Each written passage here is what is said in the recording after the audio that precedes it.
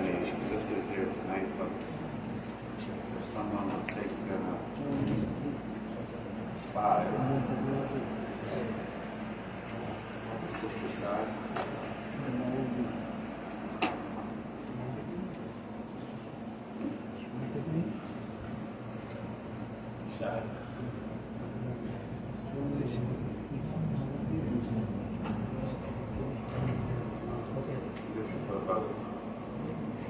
Last week I neglected to bring handouts. This week we have handout for this hadith.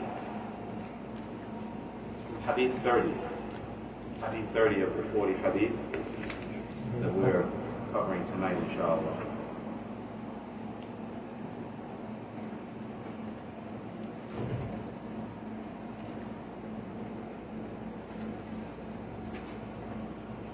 While those are being passed around, let me just respond to a question. A question was put to me within the last week as to where do I get all of this information from that is in the handouts.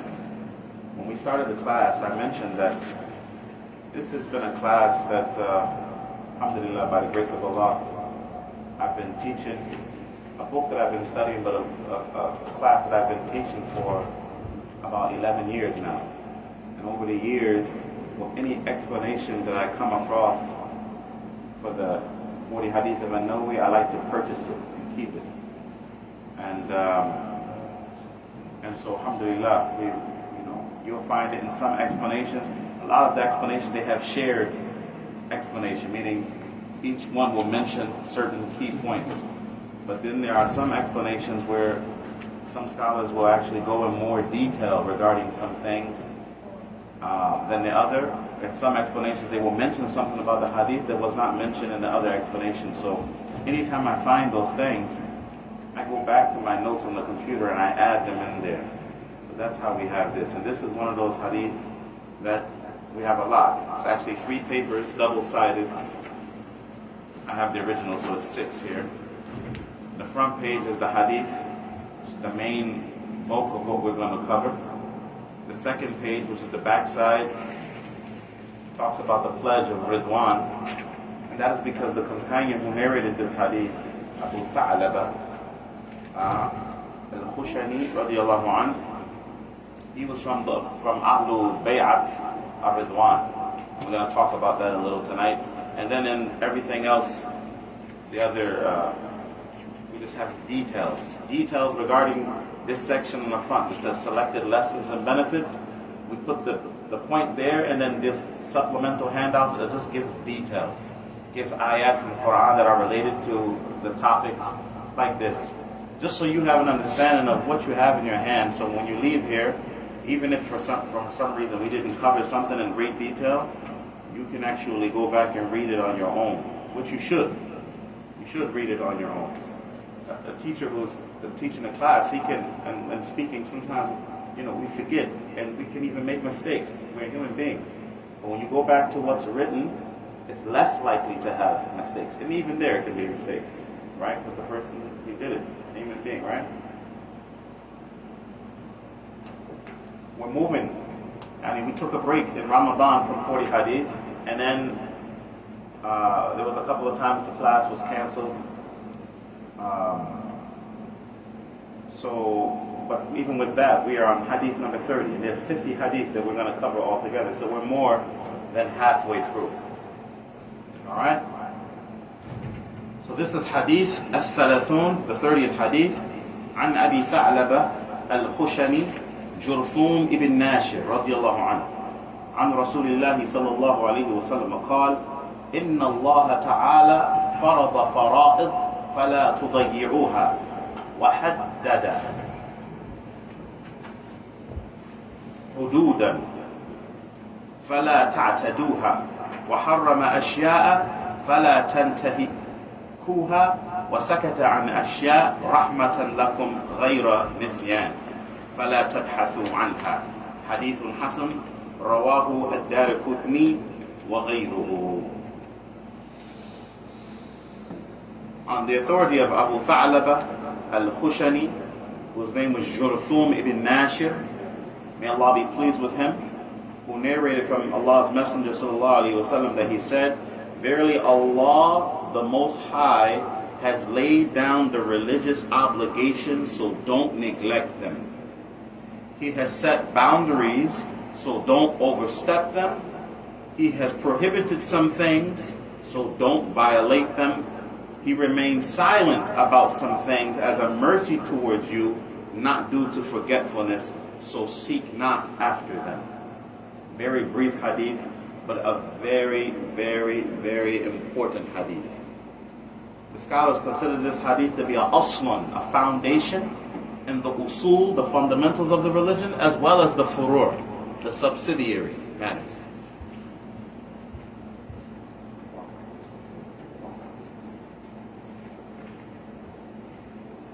They consider this hadith to be a foundation in the fundamentals of the religion, as well as in the subsidiary matters. As is our tradition, before we go into the hadith, we're going to talk a little bit about Abu Tha'laba. And that's what he's he's famously known by. Some of the Sahaba, they were more famous by their kunya than they were for their personal name. Like Abu Huraira.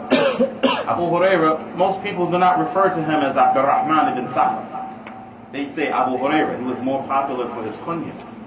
However, anytime you have someone who's more popular for his kunya, there's going to oftentimes be ikhtilaf, difference of opinion about his actual name, because his name was not used frequently. And he is no exception. Abu Tha'laba al-Khushani was more popularly known for his kunya.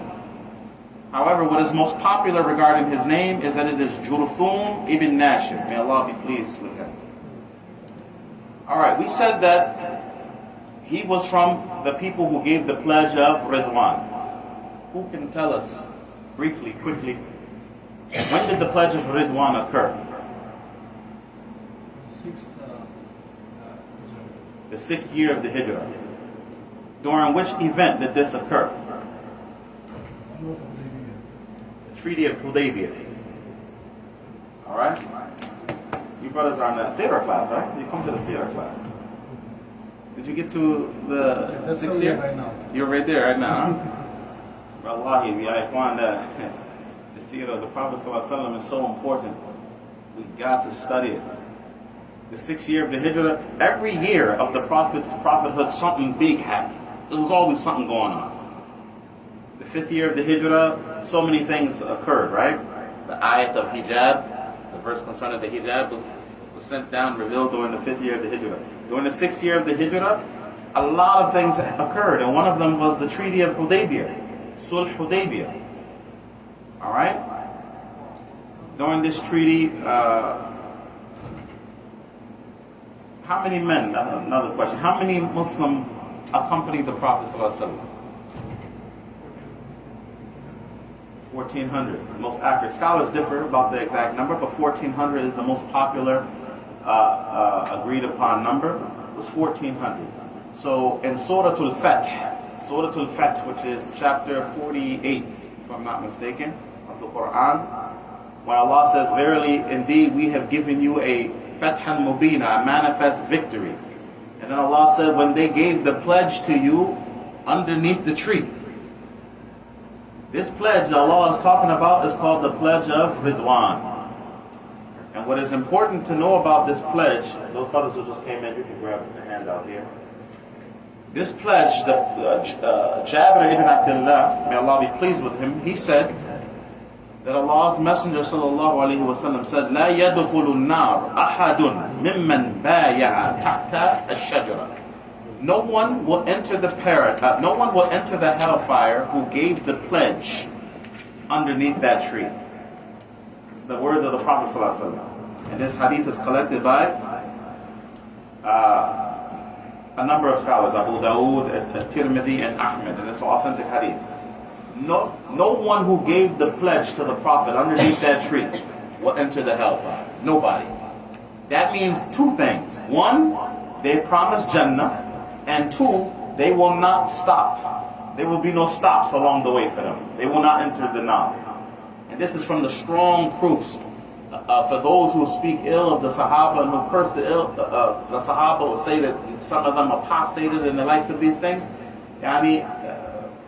Anytime you hear that a person was a companion, but then on top of that he was from the people of Bay'at al-Ridwan, he has a special status over the rest of the Sahaba. And this companion is one of them. This companion, Abu Tha'laba al-Khushani, is one of them. Imam al-Daraqutni and others said he was of those who gave the pledge underneath the tree. Another beautiful thing about this companion, I'll share with you, when the fitna occurred between the Sahaba, right? They were human beings, and fitna occurred between them. It didn't last and go on forever, unlike the fitna during our times. When it starts, it keeps on going.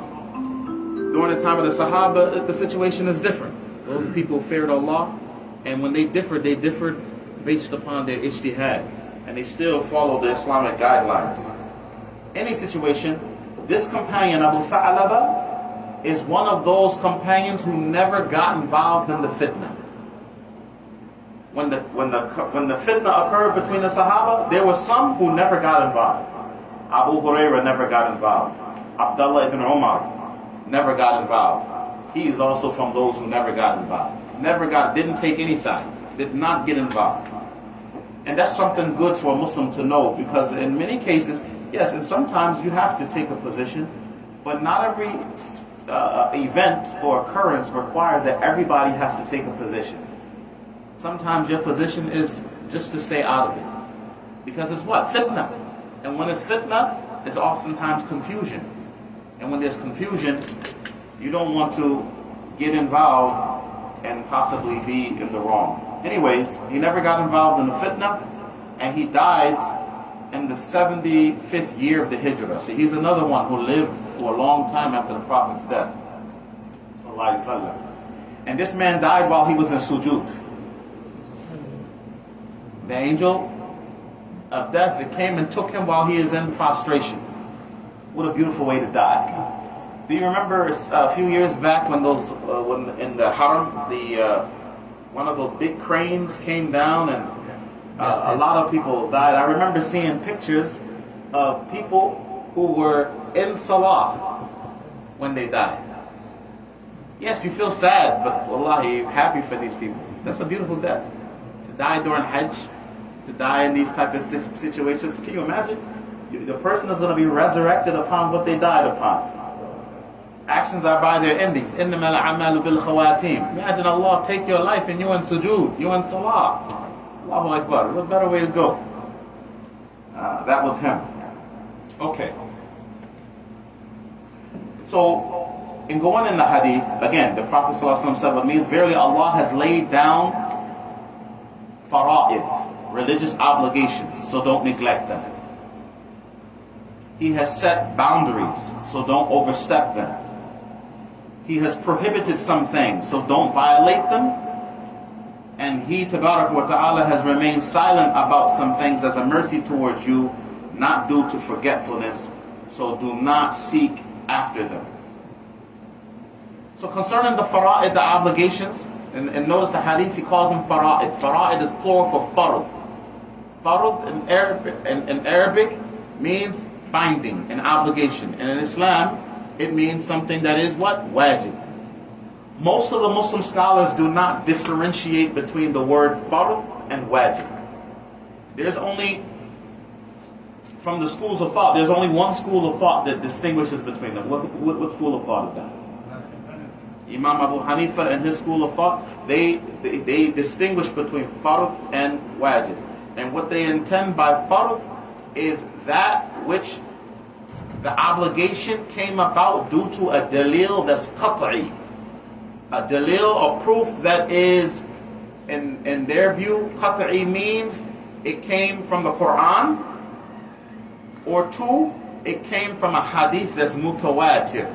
A hadith that was narrated by many people at every level of the chain. This is in the Hanafi school of thought. And may Allah subhanahu wa ta'ala have mercy on Abu Hanifa rahimahullah. He was one of the great Imams of the Muslims. However, the Jumhur, the majority of the scholars of the Ummah, do not make this distinguish. They do not differentiate between this. Why? Because there are some hadith that are not mutawatir, meaning they were not narrated by a lot of people in every chain, every level of the chain. One of them is the first hadith in Bukhari. What is the first hadith in Bukhari? إِنَّمَا الْأَعْمَالُ بِالنِّيَّاتِ. This hadith is hadith ahad, meaning it doesn't have a lot of people who narrated this hadith at every level of the chain. Even from the Sahaba, Umar narrated it. Right? So what does that mean? The fact that Al-Bukhari put that hadith in his Sahih, that means what? Al-Bukhari didn't see there being any issue with having a hadith as long as it meets the conditions of authenticity. It doesn't matter whether a lot of people narrated at each level of the chain or not. If it reached us in a Sahih and it's established to be from the words from the Prophet ﷺ, we act with it, we implement it. And there's proof from the Quran and Sunnah for this position. When the Prophet ﷺ would send people to give da'wah, sometimes he would send one person. He sent Mu'adh ibn Jabal to Yemen. If it was necessary that the hadith have to be mutawatir in order to accept it, it would have been required to send multiple people. Couldn't just send one. That's not true. It's not correct. Anyways, farad means wajib, meaning an obligation. And we'll come back to that inshallah. So when it comes to the obligations, don't neglect them. What does it mean, don't neglect them? Don't take them lightly. Who said that? Yes, don't take them lightly. If it's wajib, farad, you don't take it lightly. You take it seriously. You should take the religion in its entirety seriously. As Allah says, Ya Yahya, khudil kitaba bi quwwa. Oh Yahya, take the book with quwwa, with strength. Meaning, take this religion seriously. A Muslim should take his religion seriously. And this is the reason, one of the reasons why you are here in this class, inshallah. You're trying to learn something about the religion. How can you claim you love Islam and you don't have any desire to learn Islam and don't want to study Islam? If some random person on the street were to come to you and ask you, tell me about Islam, what would you be able to say? I asked a group of people, this was within the last several days of class I was teaching, it was about 75 of them. I said, tell me, how many categories of Tawheed are there? But I asked them, this was a question there. Only 4 people raised their hand out of 75. This is not acceptable. You have to know Tawheed. You have to know it in detail. That's why we have the Monday night class with the Imām, Kitab At-Tawheed. That's why we have the class with the Sheikh back in Bangladesh. He's teaching the book Ad-Durus Al-Muhimma Li'amat Al-Ummah by Sheikh Ibn Baz, the important lessons for the Muslim masses. These things have to be learned and they have to be studied. So part of not taking the obligations lightly is learning them.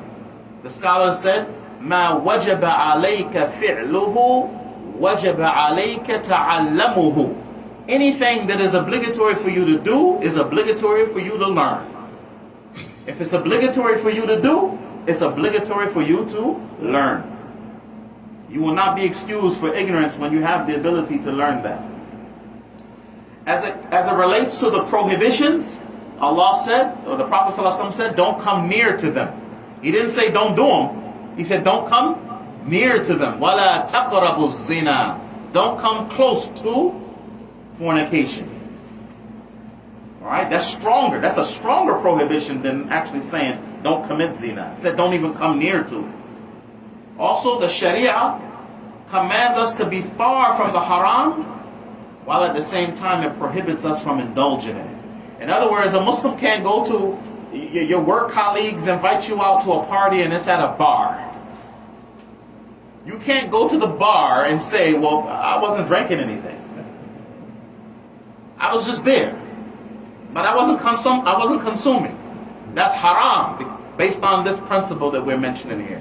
Because Islam doesn't just prohibit you from indulging in it, Islam prohibits you from even coming near to it. It's not permissible for a Muslim to eat at the same table where alcohol is being served. You're not even allowed to eat from the same table. Why? Because of this principle that we're talking about right here. So the Sharia commands us to be far from the haram, what Allah has prohibited, and it prohibits us from indulging in it. Also, concerning the hudud, the limits, then don't transgress them. The hudud, don't transgress the limits. And if you look at the bottom, there's footnotes. I don't go through all of those details all the time. Again, I can't stress enough, it's good for you to go back between now and next week and just go over these things that we're handing out. Circle, highlight, go look at the ayah where it is in the Quran, read the verse from the Quran, see how is this verse connected to the point that was being made. This is the follow-up, right? Barakallahu feekum. So concerning the limits, don't transgress them. And concerning what was not mentioned, whatever Allah and His Messenger remain silent about, don't what? Allah remains silent about it according to this hadith as a rahmah, a mercy. So the Prophet said, don't go asking about it. Let me share something with you. قال بعض العلماء, some of the scholars, they say, كانت بنو إسرائيل يسألون فيجابون ويعطون ما طلبوا حتى كان ذلك فتنة لهم. The scholars say the people of Israel, some of the Bani Israel, they used to ask their prophets about some things. And when they would ask those questions, they would be answered. And they would be given according to what they were seeking. And that became a fitna for them. That became a fitna for them. وَأَدَّى ذَلِكَ إِلَى هَلَاكِهِمْ. And that eventually led to their destruction.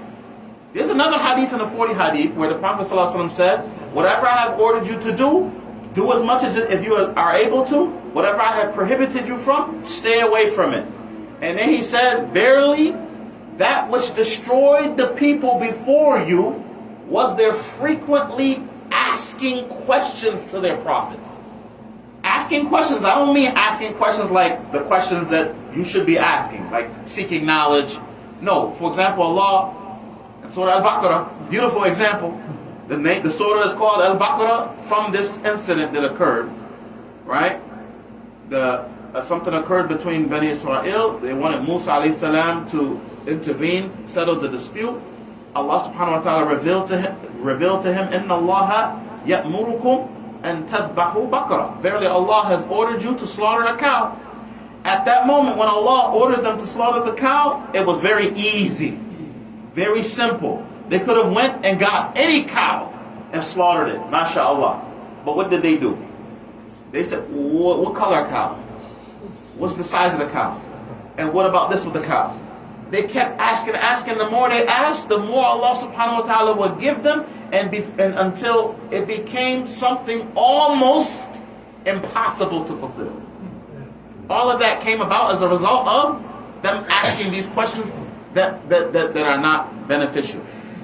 It's very important for Muslims to know what is the beneficial question. So the scholars, they go on to say, وَكَانَ الصَّحَابَةُ قَدْ فَهِمُوا ذَلِكَ. The Sahaba understood this. The Sahaba understood this. وَكَفُّوا عَنِ السُّؤَالِ إِلَّا فِيمَا لَا بُدَّ مِنْهُ. So they would refrain from asking questions except about that which was necessary to be asked. وَكَانَ يُعْجِبُهُمْ أَنْ يُجِيءَ الْأَعْرَابِ. They used to be amazed. They used to like when the Bedouins would come. Right? Who are the Bedouins? The Bedouins, they live outside of the city. Why? Because the Bedouins would come and ask the Prophet ﷺ questions that the Sahaba would not, those who were there in Medina, they wouldn't dare ask the Prophet ﷺ. They wouldn't ask him these questions. I mean, the Bedouins, they didn't have no haya in many cases. They would ask the Prophet ﷺ some strange things. It's kind of like, in these times, some of the questions you hear people ask, person would feel, many people in many cultures would feel shy to ask some of these questions. Bedouins, they didn't hold no punches. They would ask these questions, and the Sahaba, they would listen carefully to how the Prophet ﷺ responded to these questions. So there are some things that Allah subhanahu wa ta'ala remains silent about, as the Prophet said, غَيْرَ نِسْيَانٍ, not due to forgetfulness. Allah doesn't forget. This is an attribute or quality that is not, you cannot attribute to Allah subhanahu wa ta'ala. Allah says, وَمَا كَانَ رَبُّكَ نَسِيًّا. وَمَا كَانَ رَبُّكَ نَسِيًّا. Your Lord doesn't forget. Forgetfulness, that is a deficient quality. Tell you. So regarding those things that Allah and His Messenger remain silent about, we don't. And from that, by the way, from that, and this is very important and befitting to mention it here, Allah subhanahu wa ta'ala mentioned in His book, Ar-Rahman wa ala al-arsh istawa. Ar-Rahman rose above His throne. Right?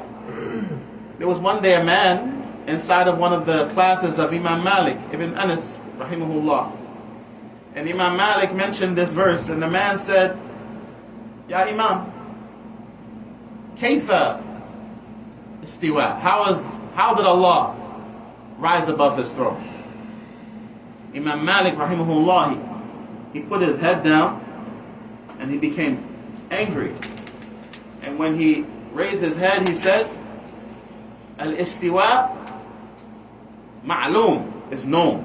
In one narration, غَيْرُ مَجْهُولٍ. It is not unknown. وَالْكَيْفِ and how, majhul is unknown. وَالسُّؤَالُ عَنْهُ and asking about it, bid'ah is an innovation. Leave my class. He told the man, leave my class. The Salaf did not ask those type of questions. They affirmed for Allah what He affirmed for Himself. And they remained silent about what He didn't go into details and explain. Why? Either because of our inability to comprehend it, but at the end of the day, He chose to not mention that or disclose that to us, and so we don't go down that path. That's the path of safety. That's the way of Ahlus Sunnah wal Jama'ah. Whatever Allah has remained silent about, we don't go down that way. Very important point. Also, neglecting the fara'id is done by not performing them or treating them lightly. Neglecting the fara'id, meaning the religious obligation, and from them is seeking knowledge. When we think about obligations, usually we think about fasting during Ramadan. We think about performing Hajj once in a lifetime. We think about the 5 prayers. What else usually comes to the people's mind when they think of something's fard? Even zakat, we fall very short. Many Muslims are not. Zakat is something like people don't even talk about, unless they talk about zakat al-fitr. Find leeways, ways the back doors to get around. Listen, when we think about obligations, our vision is too short. These 5 pillars are not the only thing that Allah made obligatory upon us. One of the things Allah made obligatory upon us is seeking knowledge. The Prophet says, sallallahu alaihi wasallam, talabul ilm faridatun. Look, he used the word farida. This word is not used often, by the way. If you look at the Quran, the word farad is not used often. But in this hadith, explicit, talabul ilm farida ala kulli muslim. It's obligatory upon every Muslim. There's a version that adds wa muslima, but that addition, muslima, da'if, it's weak.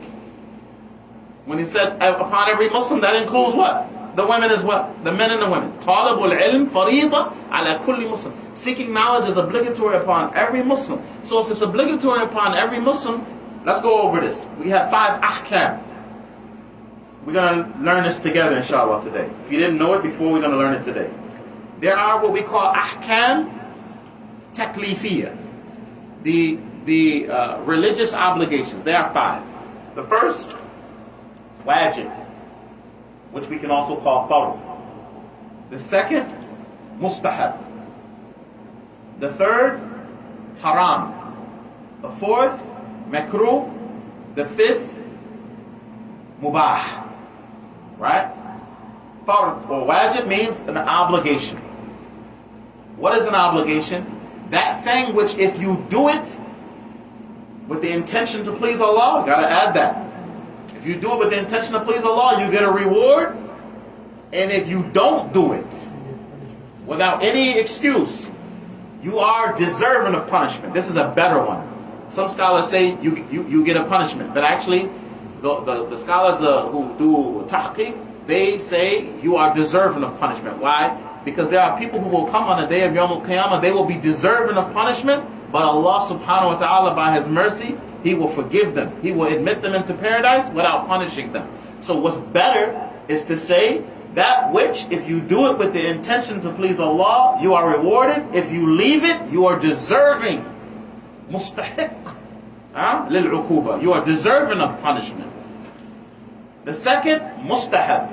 Recommended. This is also called masnoon. In Hanafi books, fiqh books, they use the word masnoon. It's okay. Means the same thing as mustahab. Mustahab means if you do it with the intention to please Allah, you're rewarded. If you don't do it, there's no sin. There's no sin. Like it's sunnah, it's recommended to pray the sunnah prayers after Maghrib, after Isha. If you don't do it, there's no sin on you. That's mustahab. Number 3, haram, which is also called mamnu', forbidden. What is that? It is the opposite of wajib. If you stay away from it with the intention to please Allah, you get a reward. But if you engage in it, you are deserving of punishment. You're sinful. That is haram.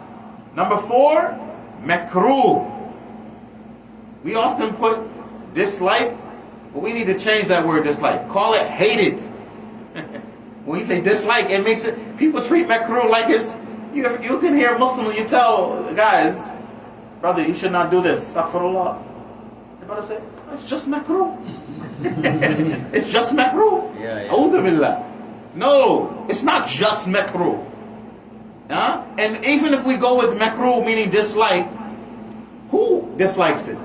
Allah subhanahu wa ta'ala. So how can you say it's just makruh? It's just makruh.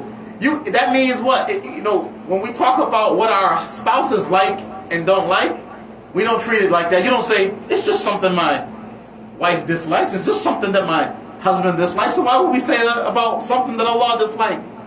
We say things sometimes without even realizing how evil, what a statement that is. It's just makruh.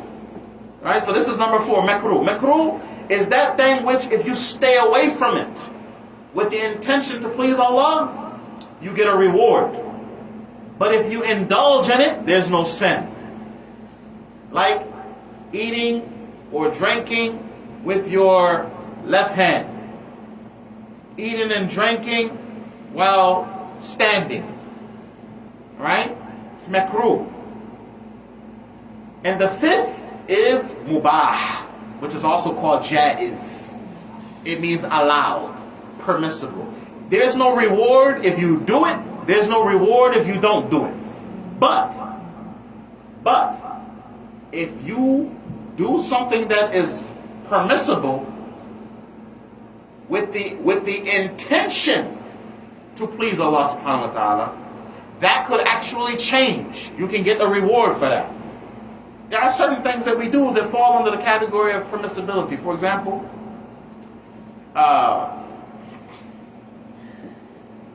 getting married. Marriage, by the way, getting married could be wajib. Getting married could be mustahab. Getting married could be haram. Getting married could be makruh. And getting married could be mubah. Marriage falls under all 5 of these, depending on the circumstance of the person in question. Right? Someone has a STD that can cause great harm or even death. He got to just hold that. Be patient. You can't just go get married to a sister. Do you know what STD is? Sexually transmitted disease.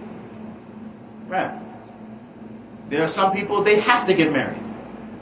They have to get married. They have the ability to get married, and them not being married is a fitna. It's a fitna for him or her not being married. Right?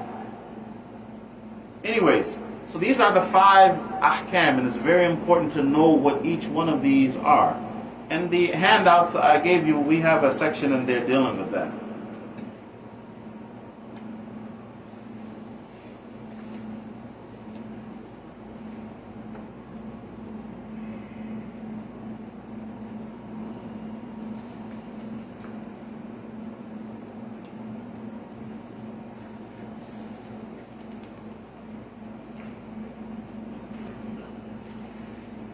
This hadith that we are going over tonight is one of those hadith that is called Hasan.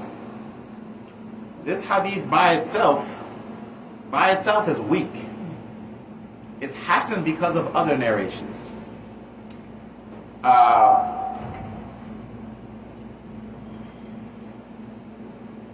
Imam al-Hakim reported this hadith. Imam al-Bayhaqi collected this hadith.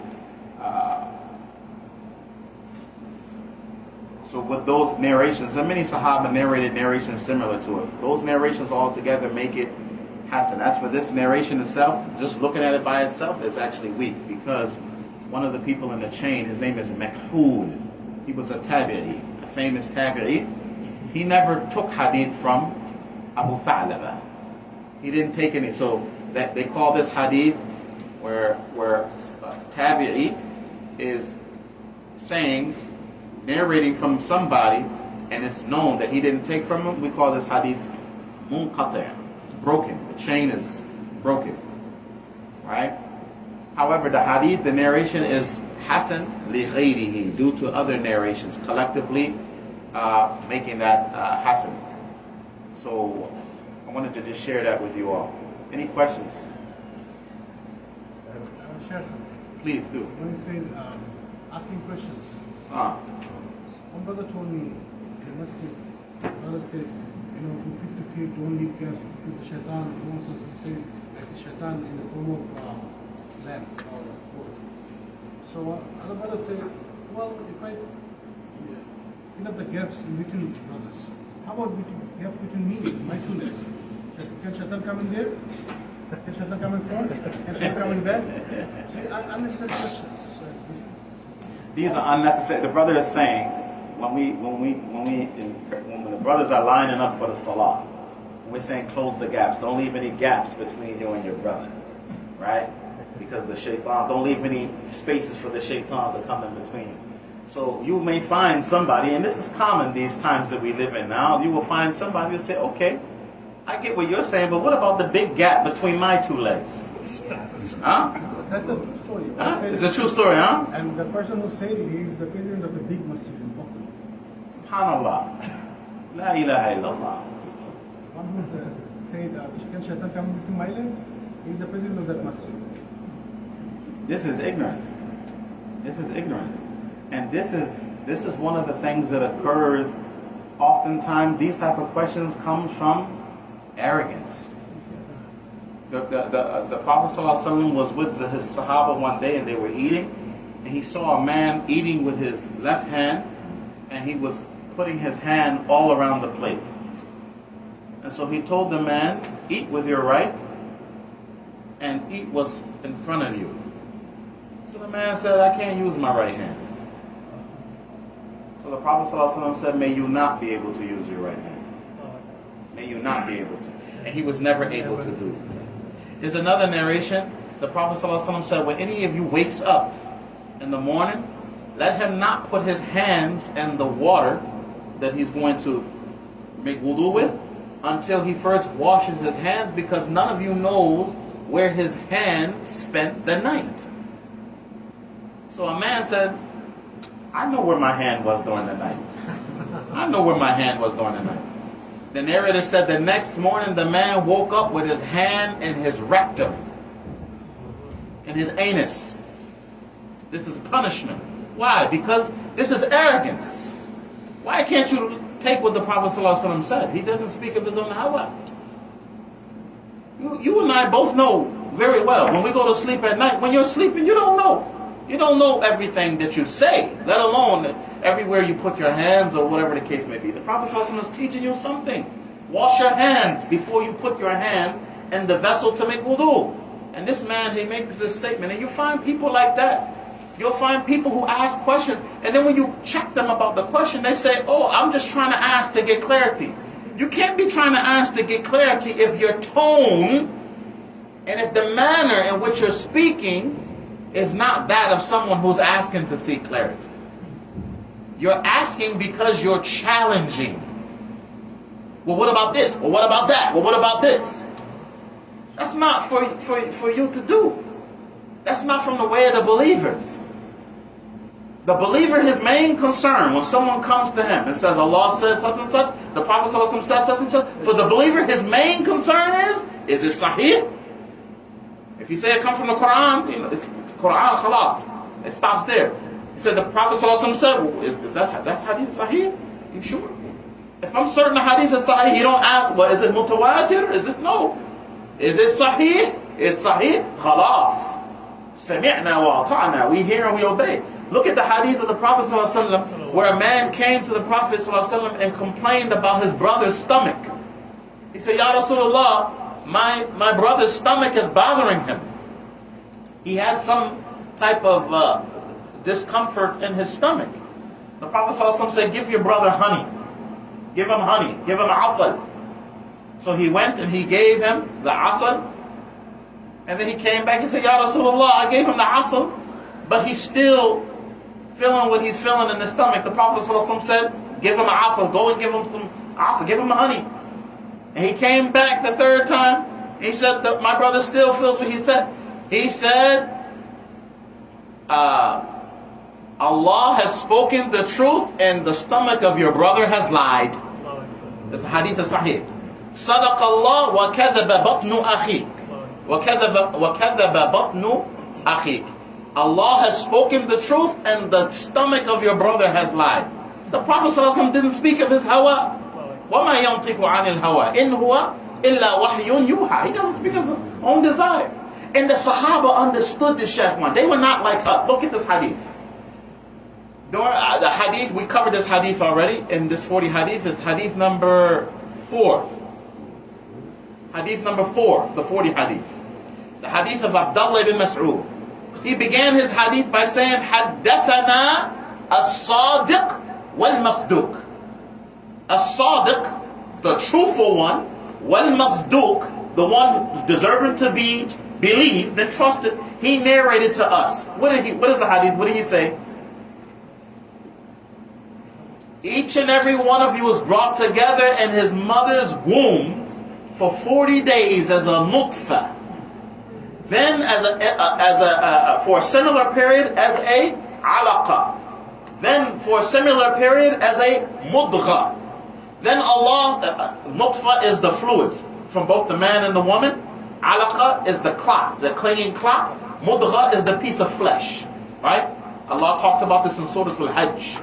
يا أيها الناس إن كنتم في ريب من البعث فإنا خلقناكم من تراب ثم من نطفة ثم من علقة ثم من مضغة مخلقة وغير مخلقة لنبين لكم ونقر في الأرحام ما نشاء إلى أجل مسمى ثم نخرجكم طفلا. Then the Prophet ﷺ said, 40, that's 120. He said, then the angel is sent who then blows into the body its ruh. During this time, when the Prophet ﷺ said this, the people of the earth had no knowledge of that. They had no knowledge of that. That was not discovered until the last century. That was during the 20th century. Right now we're in the 21st century. During the 20th century, they discovered that the trimester, the 3 levels to that. That's why when Ibn Mas'ud narrated the hadith, he began by saying, we were informed by the one who was most truthful, the one who was to be believed in. Why? Because he's about to narrate something that the people in that time had no knowledge about. Something which their intellects by itself, they wasn't able to grasp. This is why you should never use science as an authority over the Quran and Sunnah. Some people, they say, oh, well, I'll accept that because, science has proven that, right? No, astaghfirullah. Because the science is very subjective. There's a lot of things that a lot of it is theories, and it changes. One minute they think they got it right, the next minute it changes. The Quran doesn't change. You cannot use that to validate the Quran. What's most correct is to say Allah says such and such, and then if you like, you can say, alhamdulillah, recently expert scientists have done experiments and they have concluded or came to the same conclusion that Allah subhanahu wa ta'ala mentioned in his book. That is how you have adab with the Quran, with hadith. You don't come and put things in front of the kitab and the sunnah like that, just because you didn't understand it. And we'll find a lot of things like that in the hadith. The Prophet ﷺ said, if a fly goes into your drink, then take the whole fly and submerge it in your drink. Because in one wing, there's a sickness, and the other is a cure. During that time, they didn't know that. It was proven during this time. May Allah have mercy on him, Dr. Salih As-Salih, rahimahullah, who Allah bless me, I feel privileged to have been a friend of his and a student of his. Dr. Salih As-Salih, who's a student of Ibn Uthaymeen, he was very active in da'wah. A lot of his things are out there. He spoke fluent Arabic and English. Dr. Salih As-Salih, many people don't know this, he had a PhD in biochemistry. And he used to work at a college in Riyadh. And he had his students, they took this hadith of the Prophet ﷺ and they experimented with the fly, with the wing of the fly. And subhanAllah, he showed us this thing, and it confirmed 100% what the Prophet ﷺ said. So this is the attitude of the believer. Yes, it's okay to ask questions. What question? Ask questions that are nafi', beneficial. Questions that are connected to action. Questions, knowing the answer, cause the iman to increase. Question about things that is permissible to ask about. But to question, as in to challenge, this is not correct. That is the way of the Yahud. That is the way of those who earn Allah's anger. That's not the way of the believers. That's not the way of the believers. Now I'm glad you mentioned that. A lot of people do this today. They are challenging the sunnah of the Prophet ﷺ. They are, and it could be because maybe they never heard the hadith. This is what happens sometimes. He never heard the hadith, and instead of verifying first that the hadith is sahih, he never heard it, or it contradicts what is commonly believed by him and his culture, right? And so people have a problem with the hadith. SubhanAllah. This is why we need to, inshallah tomorrow, and when I do the khutbah here, my topic I'm going to be talking about the second part of the shahada and the importance of following Rasulullah sallallahu alaihi wasallam, and how the Tawheed of Allah is 3 categories. But many scholars have also mentioned a 4th, not with respect to Allah, but with respect to Tawheed, saying the Tawheed of following. Because when we say, I bear witness that Muhammad is the Messenger of Allah sallallahu alaihi wasallam, what that means is just like La ilaha illallah means La ma'buda bihaqqin illallah, there's none deserving of worship except Allah. Muhammad Rasulullah, I bear witness that Muhammad Rasulullah means La matbu'i bihaqq illa Rasulullah. There's no one deserving of being absolutely followed. Absolutely followed. You can follow your shaykh, your imam, but not in an absolute sense. There's only one who is followed like that, and that is Muhammad ibn Abdullah sallallahu alaihi wasallam. Any other questions? Someone had a hand raised over here. Yes, can you give some example of makruh? Like, I heard eating shrimp is makruh, the correct? Some people say eating shrimp is makruh. No, it's not makruh. And I'm going to tell you why people say this. This is a very good question. Because the Prophet ﷺ, there are certain foods the Prophet didn't eat. So people said, well, if the Prophet didn't eat it, it must mean that it's makruh. That's not true. The Prophet ﷺ was a human being. He was an Arab. His people, that wasn't one of the foods that was eaten over there. If you're from Bangladesh, y'all got all the seafood. There's a whole bunch of seafood you eat there. People who come from countries that don't have a lot of water, maybe seafood ain't that big of a deal, right? So when we say something is sunnah, understand this and understand this very well, what I'm about to say to you. The only way that would become sunnah is if the Prophet ﷺ articulated a religious reason for him not doing it. For example, if the Prophet ﷺ said, I don't eat shrimp because this is something displeasing to Allah, or this goes against the tradition of the messengers, person can say it's sunnah. Yani something is not considered sunnah. I'm going to give you a better example. Make it clear. The two adhans. Two adhans on Jumu'ah. Did the Prophet ﷺ do two adhans on Jumu'ah? No. Who started the two adhans? Uthman ibn Affan radiallahu anhu. Why? Huh? It was necessary. The numbers of the people of Medina began to grow so big. So they instituted the first adhan just to give people a heads up that it's time to prepare to come to the masjid. The second adhan was when the Imam got on the minbar and faced the people and said, Assalamu alaikum wa rahmatullah. Prior to that sabab, that reason, none of the Sahaba were doing a second adhan. So what has that got to do with this point? Following the Prophet, following his sunnah is doing what the Prophet did for the reason he did it.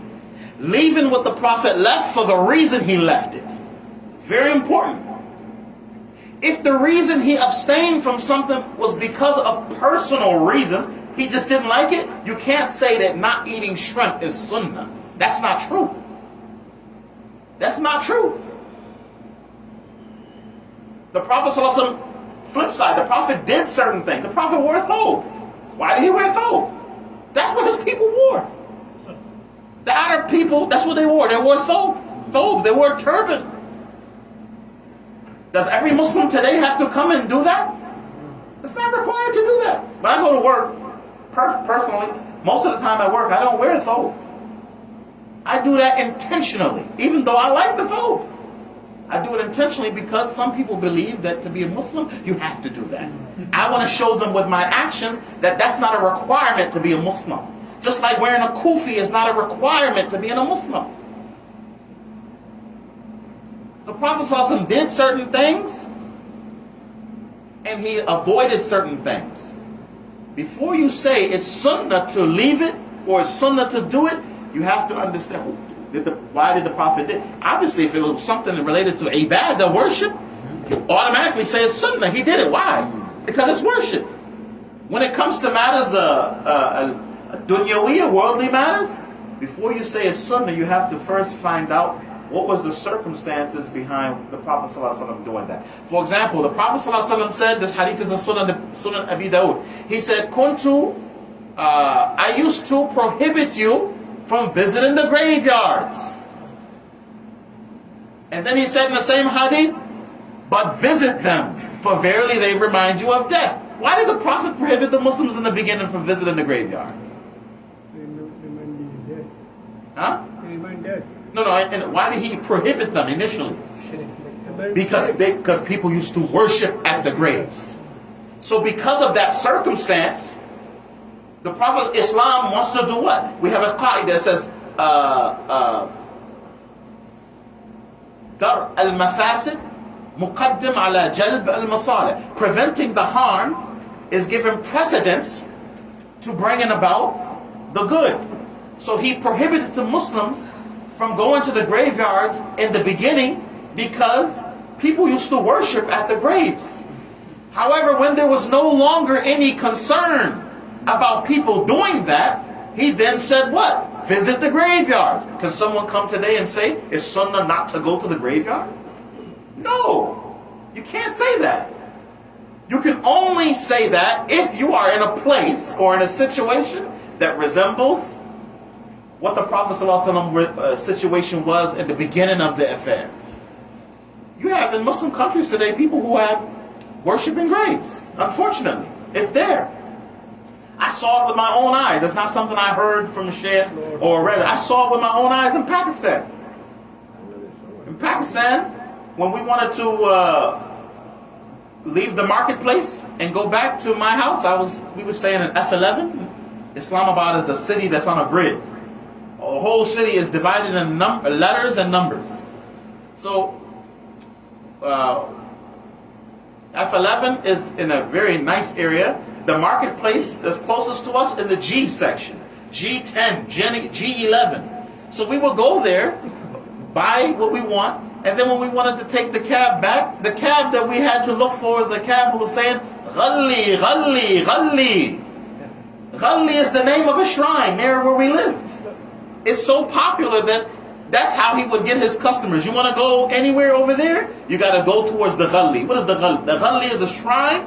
It stays open almost all night, and it has like green and black on it, like a flag and stuff. People take the goat, they take the sheep to the shrine. And the shrine, there's someone who's dead, is a wali. He's a big guy, a righteous guy, so they say. They take the goat, they take the sheep, and right there the great Bismillah. Or they say Bismi, and they mention the name of the person there. And they slaughter at the grave. And that type of situation is perfectly fine for the government to ban that. People go to these places. They have the authority to do that. So this is very important. It's a good question you asked. You cannot say it's sunnah to not eat shrimp. Shrimp is good. Tayyib. Bismillah. Eat the shrimp, man. And don't be afraid of the shrimp. Yes, brother. Makruh means prohibited. No. Nothing doing. Makruh means dislike, detested, hated. Some ayat say the makruh. Makruh means prohibited. No, nothing doing anything. Okay, so we have to. Some Quran ayat, makruh. Use the makruh means Yes. nothing doing. It's, Prohibited. so if we go with the literal meaning of the word,